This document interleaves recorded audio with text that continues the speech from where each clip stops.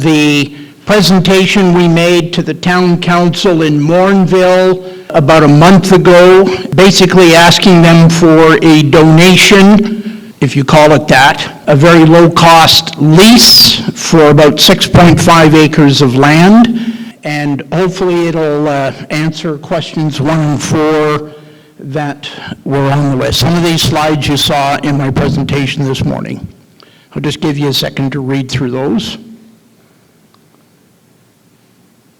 All right, so who we are. We are a registered nonprofit, but what drove us to create a military museum is that there are close to 100 military vehicles in private collections, 80 of which are members. And since we incorporated, we have acquired 26 military vehicles ourselves in various states of repair. And the goal is to develop a building where these vehicles can be put on display and a facility for restoration, etc. Examples, the Reynolds Museum, the Aviation Museum, all use the same sort of model. These you've seen already. Okay, our mission, next slide. Our vision, this is a two-story building at 40,000 square feet on the main floor and 30,000 square feet on the second floor. So it's a big building. You've seen this slide already. So we took a look at what is needed in order to have a state-of-the-art museum building. I was chatting with Matt earlier that we still have to maybe sit down with some other experts to make sure that we get it right. Our building will be anywhere between 30 and 70,000 square feet. Visitor reception, welcome plaza.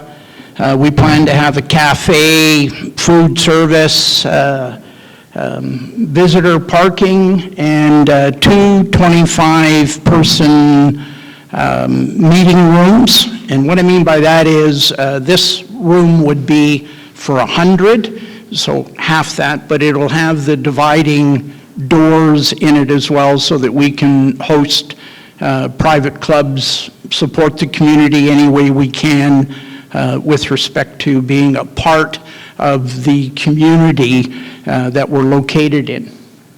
And we also wanted a vehicle driving track, something that we can put these vehicles on display, drive around, do recreations, interactive displays, etc. So this is the Canadian Tank Museum, and it's a concept video that they created. So that airplane is the Lav Monument in Morinville.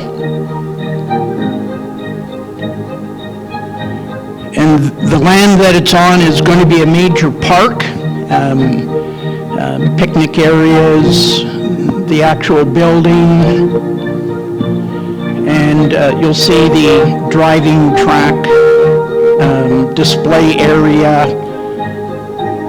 So it's not a new concept that we're trying to reproduce. We're just trying to take the equipment that is historical and allow people to touch it, feel it, ride in it, experience it in a different way than the traditional museum of everything's behind glass display cases.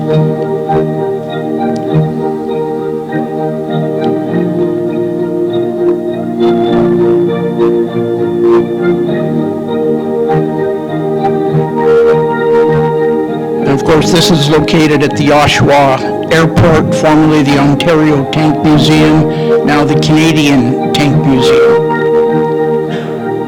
This building isn't built yet. They're fundraising for it as we speak.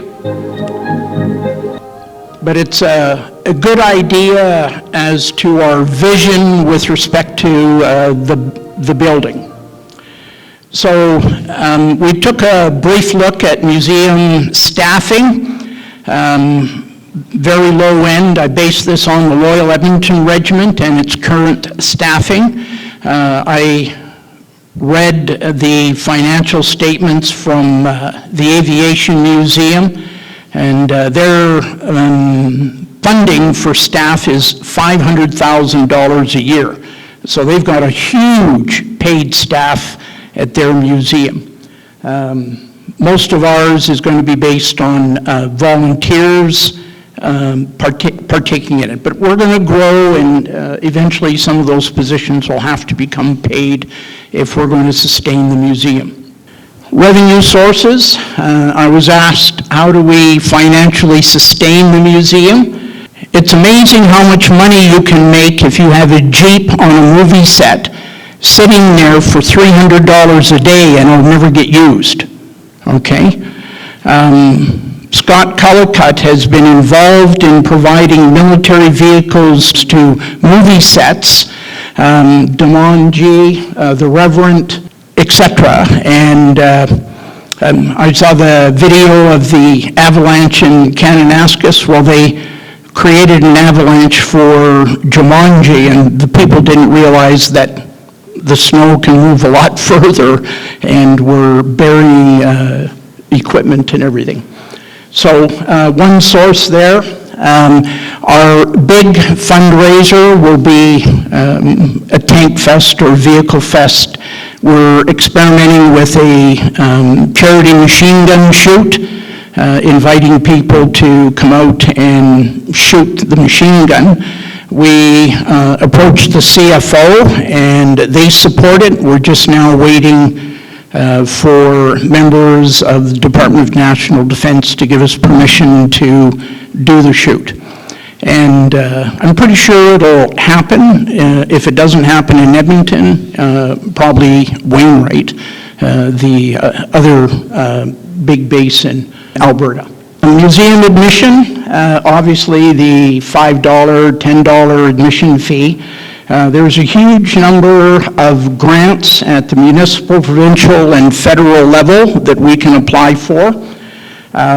Workshop, education programs, donations from benefactors, lifetime members, wills, etc. Not wills, but a donation based on the estate at death, etc. Merchandising, gift shop, etc. My daughter is on the board of directors for the Morden Dinosaur Museum, and she stopped charging school kids to take tours of the museum because they found out they make more money selling stuffed dinosaurs in the gift shop to grade 5 kids than they did charging $3 a head for school visits. So it is a big income. So if we look at the provincial funding levels that are available, so this is part of question 4, is there support from the government, or are they trying to stop museums from operating? Absolutely not. Through the AMA, we can get an operating grant for about $39,000. Heritage preservation, $100,000. CFPAP, up to $1 million. This is how we're going to fund part of the construction. And this is not just a one-time. You can apply for it each year as well. The annual money SIP is another provincial grant. And there's probably about 30 grants that are available to museums or heritage or cultural or indigenous groups, etc., from the provincial level. Federal funding, Canada's cultural spaces, again 50% funding up to $1 million. Again, it'll help us with the construction. The museum assistance program, MAP, can provide up to $1 million. They'll help us do the furniture, display cabinets, the inside the building funding as well. This is if we were a D&D museum, the Organization of Military Museums of Canada. We could get funding out of them, but we have to be a member of a D&D unit in order for that to happen. And then federal, provincial training grants. These are courses that museum personnel can take, and it's all funded through these organizations as opposed to us paying to attend them. So our ask to the town of Morinville was for 6.5 acres of land next to the leisure center. It would incorporate all of the things you saw in the concept video, $1 a year lease so that it's legally binding for them and they can say that they're not giving it away to a charity. And of course, having a museum of that stature would also bring additional people to the town of Morinville. It is an attraction to the town as well. So even there at the municipal level, their donation of land would be equivalent of about $2 million if we had to go commercially to purchase that. We've already got $2 million of donated services for the construction of the building as well. So we are making progress with respect to the development of our military museum. Support from people like the Strathcona Historical Society, interest from all the military units on the base to bring a piece of their history from Calgary back to Edmonton, make it available for the local soldiers, etc. Colonel Tesler, he was visiting the Loyal Edmonton Regiment Museum about a month ago, and he never heard of us before. Okay, so Director of History and Heritage were there as well. So it's definitely a marketing issue to make sure that people are aware of us so that they do come and visit the museum. Big challenge.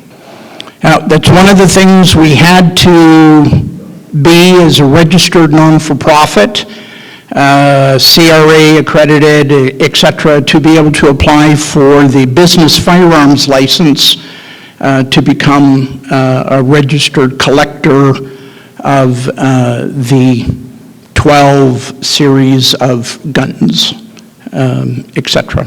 We also have a controlled goods license, which means that we can bring in cannons and tanks, etc., into our facility, and it's all approved via the federal government import regulations, etc.